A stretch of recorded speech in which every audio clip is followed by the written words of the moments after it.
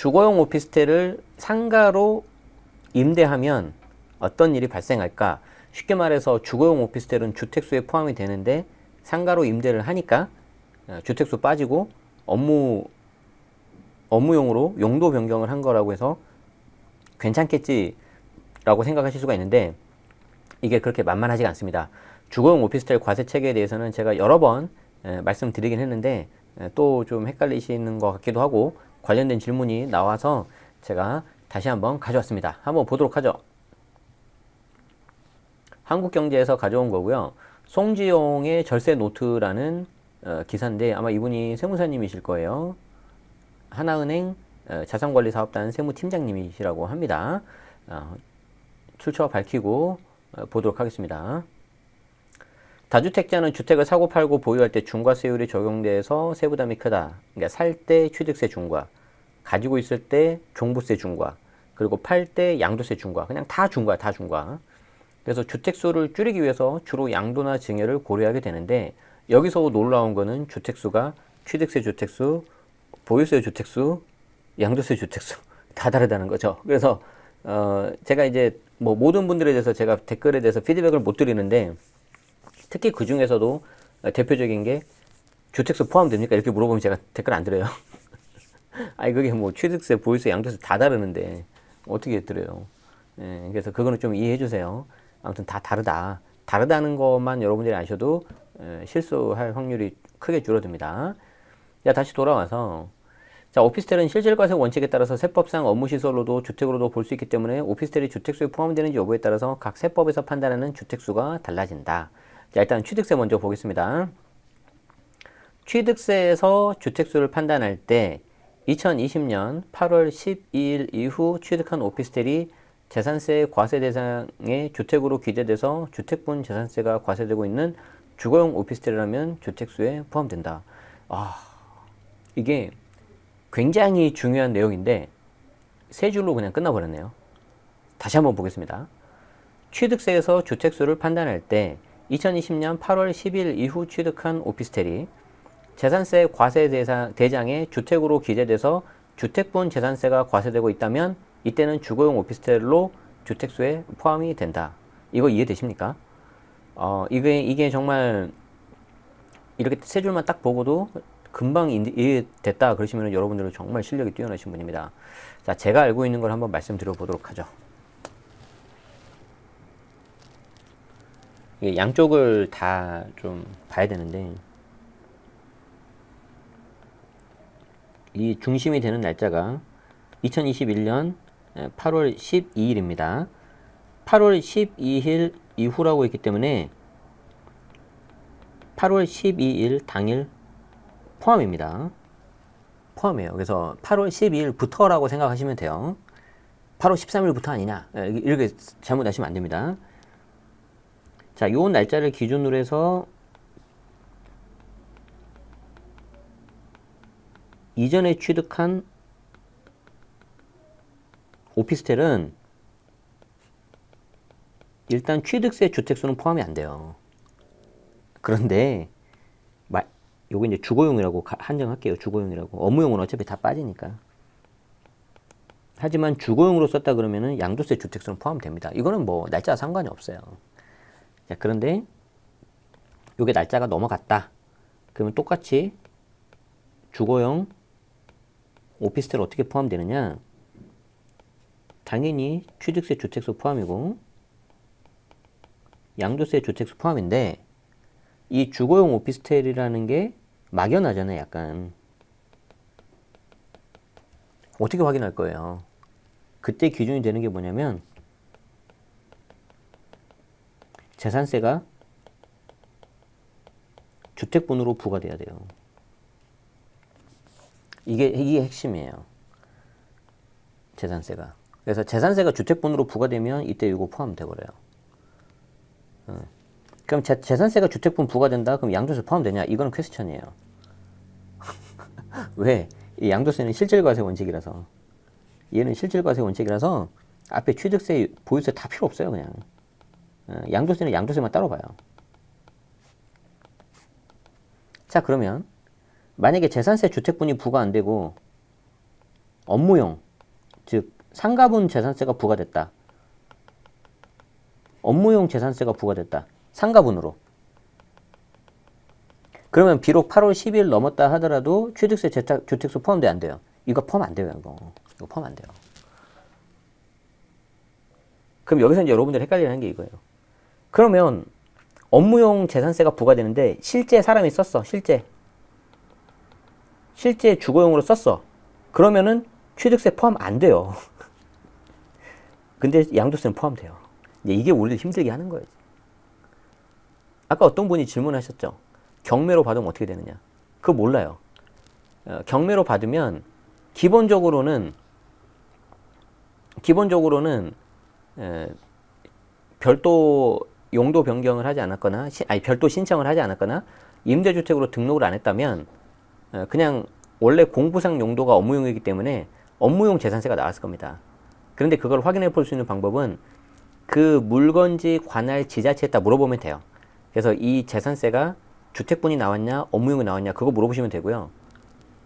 경매가 아니라 일반 매매도 똑같이 하시면 돼요.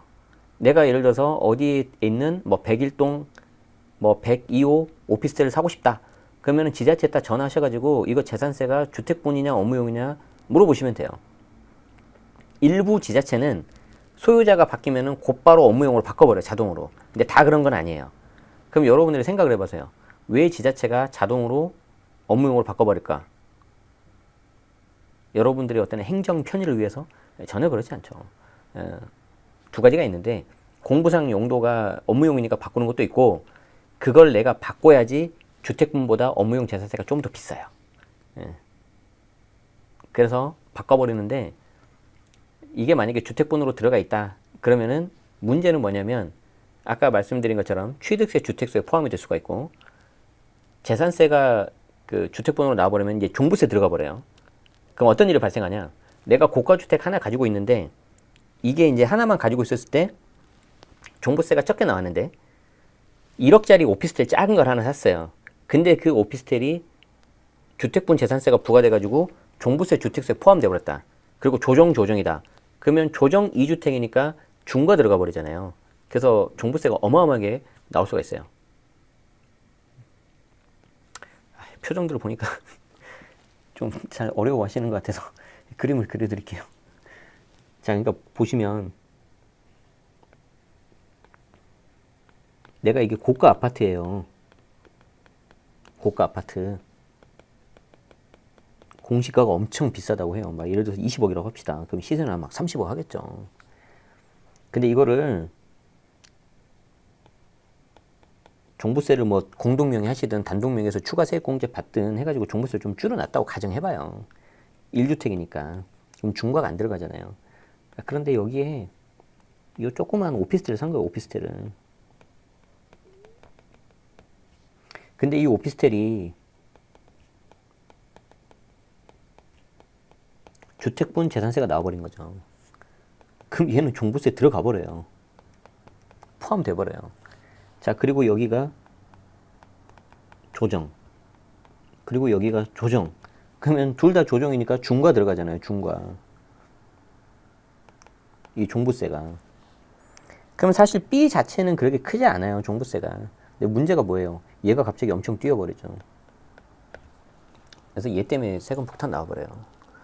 그게 되게 조심해야 돼요. 그래서 사기 전에 반드시 재산세 부과가 어떤 건지 아셔야 된다. 자, 그런데 이거는 지금까지 제가 말씀드린 거는 취득세하고 재산세하고 종부세 이야기고요.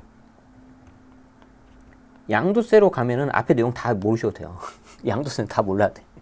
양도세는 그냥 실질이 주거용이면 주택세 포함되고 업무용이면 빠져요. 요것만 알면 돼요. 양도세는.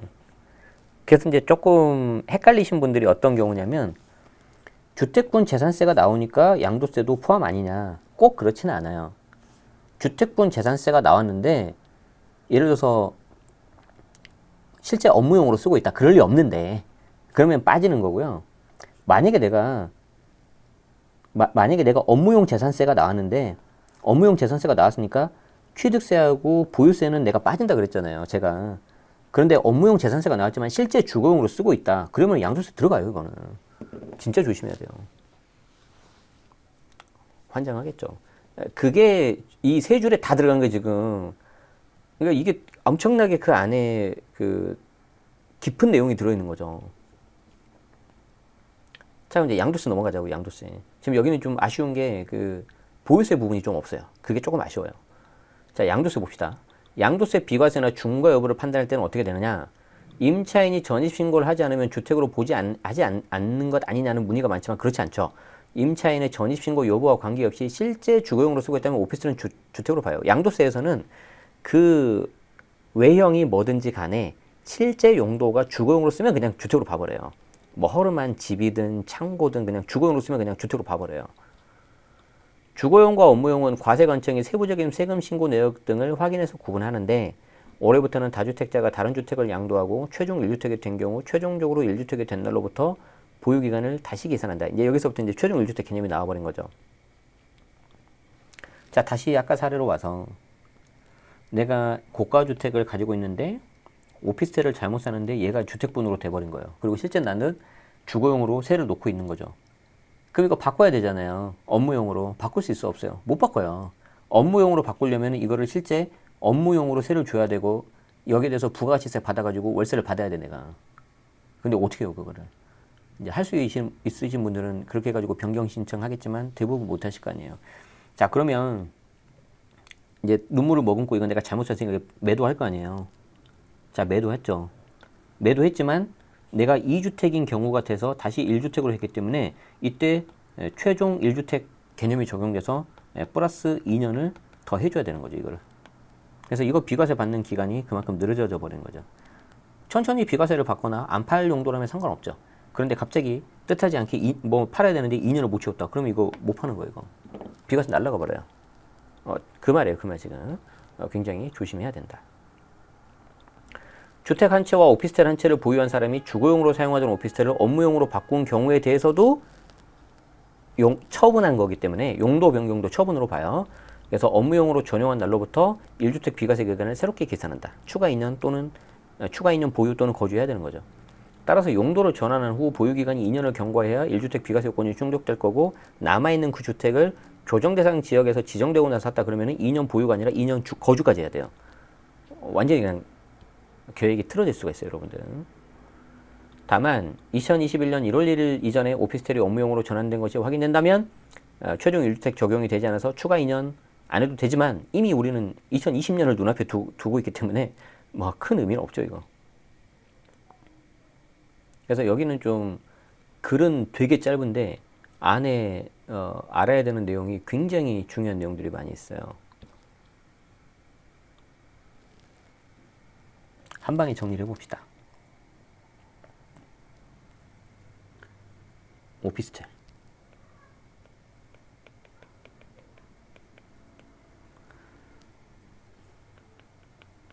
자, 취득세.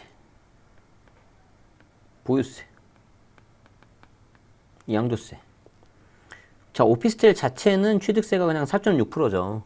예, 이거 자체는 뭐 딱히 중과 없고요. 다만 법인으로 매수할 때 본점 소재지하고 이 물건지가 전부 다 과밀업체권 안 있으면 오피스텔 취득세도 이제 중과가 들어갈 수는 있죠. 근데 이제 그거는 뭐 많이 없으니까 패스하고. 그리고 이제 이게 2020년 8월 12일 이후에 주거용 오피스텔을 취득했다면은 취득세 주택수 포함이죠. 취득세 주택수 포함된다는 거. 그런데 이때 기준이 되는 게 뭐라고요? 재산세 고지서가 주거용으로 돼야 된다는 거죠. 자, 그래서 재산세 고지서가 주거용이면 얘는 종부세 대상 들어가 버려요. 그리고 업무용이면 얘는 종부세 대상 안 들어가고. 그러면 보통 어떻게 됩니까? 보통은 업무용이죠. 본인이 바꾸지 않는 한 어지간하면 업무용이에요. 대부분 다. 근데 언제 주거용으로 바뀝니까? 두 가지가 있죠. 본인이 변경 신청한 경우. 실제 주거용으로 쓰고 있다고. 언제 그런다 그랬어요? 업무용 재산세가 좀 더 많아요. 주거용 재산세보다. 그러니까 이거 조금 아끼시려고 본인이 변경 신청하는 거 있는데 이 종부세 폭탄 맞을 수 있어요. 잘못하면. 그러니까 조심하셔야죠. 그래서 본인 갖고 있는 종부세라든가 세대기준 주택수 잘 아셔야 되고요. 두 번째, 임대주택으로 등록한 경우, 이거 뭐 빼도 박도 못하는 거죠. 이거 임대주택 등록했기 때문에 그냥 딱 지자체에서 바로 아는 거예요. 자, 그리고 양도세는 좀 선을 그어요. 이렇게 선을 그어요. 앞에 내용 다 무시하고 그냥 실제 주거용 쓰고 있다 그럼 포함, 안 쓰고 있다 그러면 아니다, 이렇게 하시면 돼요. 글씨가 좀 너무 안 예쁘고 지저분한데 그건 이해하세요. 이거는 그냥 제가 편하게 하는 거잖아요. 이거를 매번 장표로 만들어서 하면 아예 제가 라이브를 못 할걸요. 예, 그리고 그렇게 잘 정제된 장표나 그런 거는 제가 그 제 정규 과정이나 유료 강의에서 하는 거니까 그거는 조금 구분을 지어야 될 필요가 있을 것 같고, 대신에 좀 글씨를 좀 못 쓰긴 하지만 더 좀 그때그때마다 새로운 내용을 하니까 그건 좀 이해해 주세요. 그래서 오피스텔은 요 정도 아시면 될 것 같고, 이제 부가가치세 이슈도 있어요. 근데 그거는 이제 좀 어려우니까 다음에 한번 합시다. 어쨌든 이제 특히 법인으로 매수하거나 매도할 때 좀 조심할 필요가 있다. 거기까지 하면 완벽할 것 같긴 합니다. 자, 그래서 지금 말씀드린 내용은요, 제 그 멤버십 특강에서 이미 다 말씀드렸었고, 지금 딱 1년 됐거든요. 그래서 그동안 했었던 12번의 절세 특강, 그리고 1인 기업 관련된 거 한 3시간짜리가 한 12개가 있어요. 그래서 12월 말까지 1년치 전부 다 오픈해놓고 있으니까 필요하신 분들은 들으시고 곧바로 해지하세요. 그럼 어떤 분은 1년에 14만 원 내고 들은 거를 12,000원만 내고 끝낼 수 있잖아요. 근데 마음에 드시면 그냥 계속 유지하시고 다른 분한테도 좀 홍보해 주시면 감사하고요. 좀 이게 본인 케이스 가지고 좀 많이 질문도 하고 저랑 이야기하고 싶고 그러신 분들은 여기 정규 과정 들으시는 게 차라리 저는 낫다고 보는데, 오늘도 몇몇 분들이 메일 주셔가지고 상담 좀 해달라는데 저는 개별 상담 안 해요. 그리고 그 개별 상담은 그냥 세무사님 찾아가세요. 제 채널에 나오신 분들 다 잘하시니까 그 중에 샘플 강의 들어보시고 마음에 드신 분 그냥 찾아서 가시면 좋을 것 같고, 제가 수강생들 궁금한 거를 제가 피드백 드리다 보니까 한 번으로 안 끝나요. 주거니 받거니 계속 해야 돼요. 그래서 제가 원래 한 달 과정이었는데 그냥 2달로 그냥 확 늘려버렸어요. 그래서 뭐 그게 필요하시면 그거 하시고, 그냥 그 돈이면 내가 세무사 상담 가겠다 그럼 그냥 그걸 가시는 거죠. 근데 나는 좀 어떻게 메일 줬는데 안 되겠니 하면은 저도 마음 같아서는 해드리고 싶은데 어떤 분은 해드리고 어떤 분은 안 해드리면 죄송하잖아요. 그럼 제가 다 해야 되는데 그럼 제가 다른 일을 못 하니까 그거는 좀 양해 말씀 드리도록 하겠습니다. 네. 자, 오늘은 여기까지 일단 1부 하고요. 잠시 쉬었다가 2부 시간에는 일단 제가 뭐 죄송합니다라는 말씀을 드려야 될 것 같아요. 공시가격 현실화 로드맵은 절대 바뀔 리가 없습니다. 제가 호언장담을 했는데 이야, 이런 말이 나왔어요. 그만큼 뭔가 위기감에 정말 이렇게 한 건지, 아니면 정말 본인들의 있었던 그 정책에 대한 잘못된 거를 인정을 하고 바꾸려는 건지 모르겠습니다.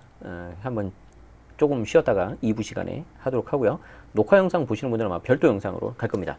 네, 도움 되셨다면 좋아요, 구독 부탁드리겠습니다. 저는 또 다음 영상으로 뵙겠습니다. 고맙습니다.